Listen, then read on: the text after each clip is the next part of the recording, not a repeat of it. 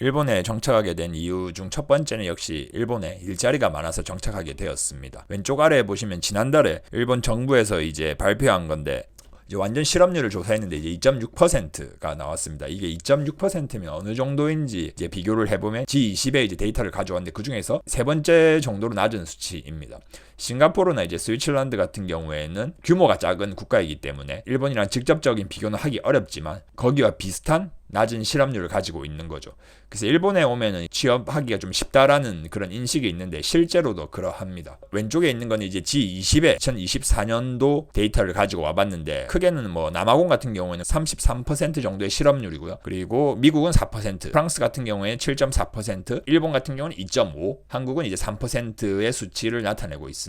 오른쪽에 보시면 이제 이게 일본이고 이제 전체 실업률이고 1999년부터 2022년까지의 실업률인데 1999년도에는 이제 4.7%였고 이제 하락세로 내려가다가 이제 세계 금융위기 이제 리만 브라더스 파산하고 2008년도에 꾸준히 내려가고 있습니다. 꾸준히 내려갔다가 2019년까지 내려갔다가 2020년에 코로나가 터지고 약 2.8까지 상승했습니다. 그리고 다시 내려가는 하락세에 있습니다. 하나의 지표를 공유하려고 하는데 유효 구인 배율이라는 지표가 있더라고요. 이게 일자리 수를 이제 구직자 수로 나누어서 계산한 건데 예를 들면 구인 배율이 0.5라면 구직자 10명당 5개 일자리가 있다는 뜻이라고 하네요. 그래서 왼쪽에 일본의 전국의 유효 구인 배율을 보면은 2019년부터 시작했어요. 그때는 이제 1.6개가 있죠. 쉽게 말해서 구직자가 100명이고 구인을 하는 회사는 160개가 있다는 의미예요. 코로나 때문에 쭉 내려갔다가 다시 쭉 상승세에 있죠. 현재 2024년에는 1.28개가 있습니다. 쉽게 말해서 10명의 구직자가 있으면은 구인을 하는 회사는 12개가 있다라고 보시면 됩니다. 오른쪽에는 좀 더 자세히 들어가 대졸 유효 구인이라고 하는데 대졸자만을 대상으로 데이터를 만든 거네요. 2014년도에는 1.28이었어요. 그리고 쭉 올라가다가 이제 코로나 때문에 한번 주춤하고 다시 상승 붙는 게 있습니다. 2024년 기준 대졸자는 1.71, 전 학력층을 다 합쳐서는 1.28배네요. 그리고 어쨌든 모두 1 이상을 나타내고 있습니다. 그래서 반대로 이제 한국 구직자 1인당 일자리를 한번 찾아봤는데 이걸 보고 숫자를 보고 저는 조금 충격을 좀 받았습니다. 그냥 수치적으로 보면 1인당 일자리는 0.58개고요. 쉽게 말해서 서울 같은 경우는 0.54예요. 10명이 구직을 하면은 구인을 하는 회사는 5개밖에 없다라고 보시면 되는 거죠. 전국적으로 0점대거든요. 그래서 오른쪽에 보시면은 2019년부터 이제 통계청에서 데이터가 나왔던데 이제 0.49예요. 100명이 일자리를 구하려고 하면 49명밖에 구할 수 없다라는 수치이겠죠. 그리고 0.39 코로나 때문에 더 악화되었죠. 그리고 2022년에 다시 0.67로 왔다가 다시 또 내려가서 0.58까지 나와 있네요. 실제로 수치로 봤을 때도 한국에 취업하는 문은 굉장히 좁다라고 보시면 됩니다. 위에는 일본 구직자가 10명이 있으면 구인 회사의 수는 12개라는 의미고요. 그리고 밑에는 한국 같은 경우에 10명의 구인자가 있으면 들어갈 수 있는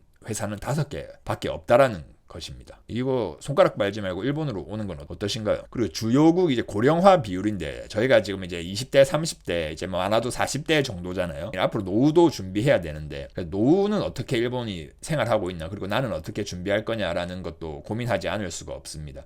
현재 이 빨간 라인은 2025년이고요. 현재 일본의 노인 비율은 약 30%거든요. 꾸준히 올라가고 있죠. 그리고 2065년 대가 되면 아마 35%에서 37%가 되지 않을까라는 추측인데 이제 저희 정년 퇴임도 하게 되잖아요, 회사에서. 그러면 회사 끝나고 연금만 받고 생활은 어렵기 때문에 일자리를 찾아야 되잖아요, 아르바이트라도. 근데 한국에서 일자리를 찾게 되면 젊은 사람들이랑도 아르바이트를 구하는데도 경쟁을 해야겠죠. 그래서 제가 일본의 연령별 취업률 추이를 한번 봤는데 제일 위에 보시면 이제 60세부터 64세 사이의 취업률인데 이게 2011년부터 2021년까지의 추이거든요. 전체적으로 증가하고 있습니다. 일본 같은 경우는 정년 퇴임이 65세인데 지금 71%까지 취업률이죠. 퇴임을 안 하니까 높은 수치인데 65세부터 69세인데 이것 또한 굉장히 높아지고 있습니다. 50%까지 상승했고요. 70대부터 74세까지의 나이도 2016년도에는 25%였는데 32%까지 올라가고 있습니다. 이제 75세 이상도 10% 이상 되어 있죠. 이게 전체적으로 높아지고 있는 추이를 보여주고 있다. 그래서 일본 전체 65세 이상의 노인 취업자는 18년 연속 증가하고 있어요. 2021년까지 900만 명이고요. 그래서 제가 일본에 살고 있으면은 나이 좀 있는 분들이 맥도날드나 가벼운 알바, 경비라든지 그런 알바 자리를 많이 하는 걸 볼 수 있거든요.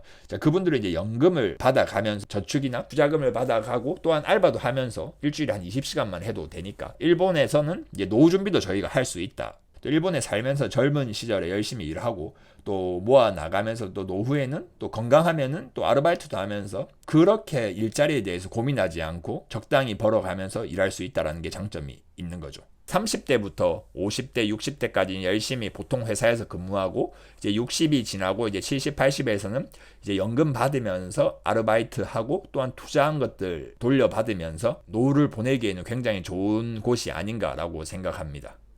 이상입니다.